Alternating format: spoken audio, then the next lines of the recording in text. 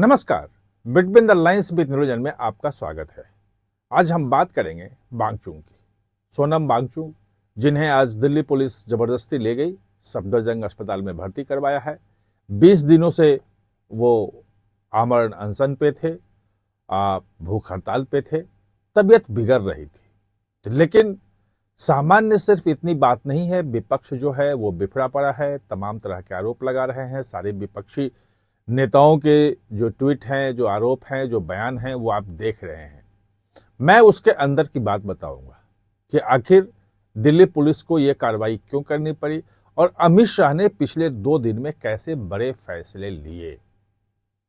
कल हम आपको संकेत किया था कि जो दिल्ली पुलिस कमिश्नर हटाया गया है वो मैंने ही सिर्फ बताया था आपको, बाकी आपने कहीं देखा नहीं होगा कि सतीश गोलचा के जाने के पीछे कहीं ना कहीं से वांगचुक की बात है। और इसी को लेकर के अमित शाह ने सीधे सीधे आनन फानन में, मतलब वो सतीश गोलचा जो हैं वो राष्ट्रपति भवन में पौधारोपण करने गए थे और वहाँ से लौट रहे थे और तभी उनके मोबाइल पे जो है ये मैसेज जो है उनका हटाने का जो है आदेश की कॉपी जो है आई।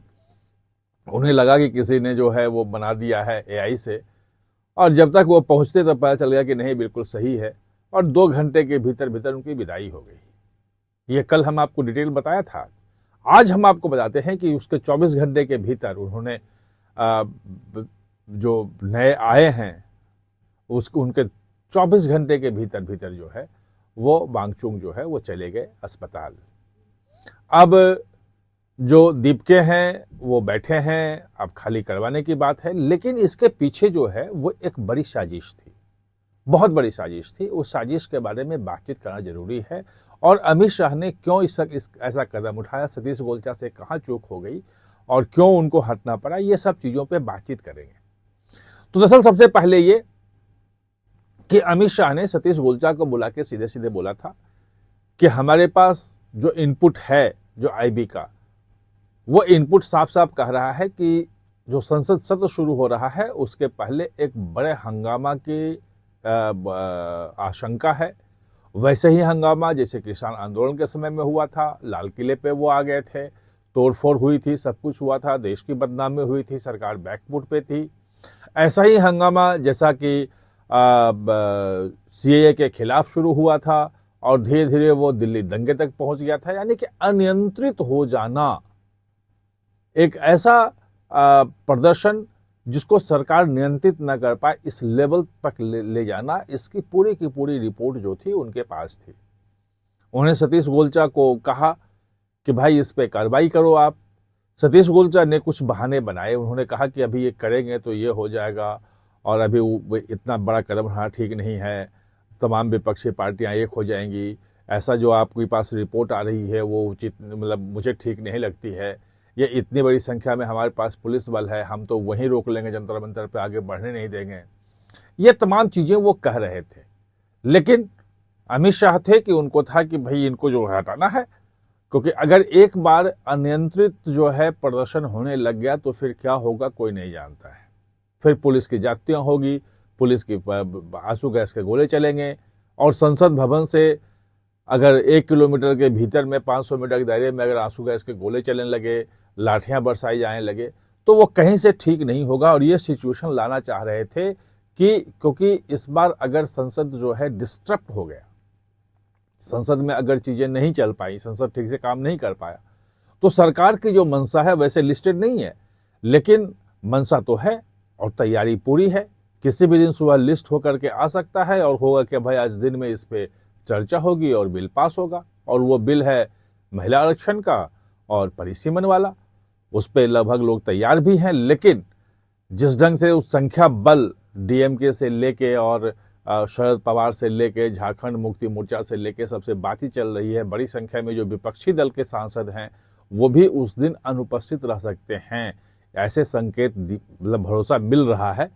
कंफर्म नहीं है, लेकिन जो सूत्र बता रहे हैं वो ये कि बड़ी संख्या में लोग अनुपस्थित भी रह सकते हैं, मतलब उस दिन पहुंचे नहीं। यानी कि 2/3 बहुमत, 2/3 जो मेजोरिटी है वो हासिल करने के लिए अमित शाह ने पूरी की पूरी तैयारी कर ली है। उसको डिस्टर्ब करने का, उसको रोकने का एकमात्र ही तरीका है, और मैंने पिछले वीडियो में आप जाके देखिएगा कि मैंने कैसे बताया था आपको कि क्यों इसे रोकना कांग्रेस के अपने अस्तित्व बचाने के लिए जरूरी है। ये जो है कांग्रेस के अस्तित्व की लड़ाई है, एक सामान्य एक संविधान संशोधन विधेयक नहीं है। संविधान संशोधन विधेयक बहुत सारे पारित हुए हैं, लेकिन कांग्रेस इसे बिल्कुल रोकना किसी कीमत पे चाहती है और विपक्ष चाहता है, जो खासतौर पे जो भाजपा विरोधी जो विपक्ष है वो। खैर उस विपक्ष में भी टूट पड़ चुकी है, अब तो बहुत सारे एनडीए में आ रहे हैं, उसमें कौन कौन लोग उस दिन आते हैं ये देखना पड़ेगा। तो वो एक बड़ी साजिश का हिस्सा था वांगचुक, और धीरे धीरे पिछले 3-4 दिनों में जो मोमेंटम पकड़ा था, जिस ढंग से बड़े बड़े सेलिब्रिटी, बड़े नेता वहां पहुंचने लगे थे, वो कोई सामान्य चीज नहीं थी कि भाई सामान्य रूप में पहुंच गए, इतने दिनों से नहीं पहुंच रहे थे। 4-5 दिनों में आपने देखा होगा कि बड़े बड़े लोग सेलिब्रिटी वहां पहुंचने लगे, फोटो खिंचाने लगे, सोशल मीडिया पे जाने लगा और चर्चा के केंद्र में आ गए। और उनके सेहत को लेकर के जितने बड़े लोग हैं, खासतौर पे मोदी विरोधी हैं, कुछ लोग समर्थक भी हैं, वो भी उनके सेहत को लेकर चिंता करने लगे कि भाई उनकी सेहत खराब हो रही है, उनकी सेहत की ये स्थिति है और ये सरकार उनको मारना चाहती है। तमाम तरह की चीजें आने लग गई थी। जो कांग्रेस अभी तक दूरी बनाए हुई थी, मैंने वीडियो बनाया था, आपको बताया था कि कैसे कांग्रेस राहुल गांधी की चर्चा ज्यादा हो रही है वहां पे जंतर मंतर पे धर्मेंद्र प्रधान के इस्तीफे की तुलना में। और हमने वीडियो बनाया, उसके एक दिन बाद जो है वो पवन खेड़ा वहां पहुंच गए, मिला है। खैर वो कांग्रेस ने समर्थन अपना दे दिया, सब कुछ दिया, लेकिन तैयारी जो थी वो कहीं ज्यादा बड़ी थी 20 तारीख को लेकर के। वो सिर्फ आह्वान नहीं था कि विपक्षी दल आ जाएं और वो संसद पे कूच करना है, ये कॉकरोच जनता पार्टी का सिर्फ एक आह्वान नहीं था, ये एक बड़ी साजिश का हिस्सा था, बड़ी साजिश का हिस्सा था और उसे खत्म करना जरूरी है। और अमित शाह का था कि ये नहीं होना चाहिए, किसी भी स्थिति में इसे रोको।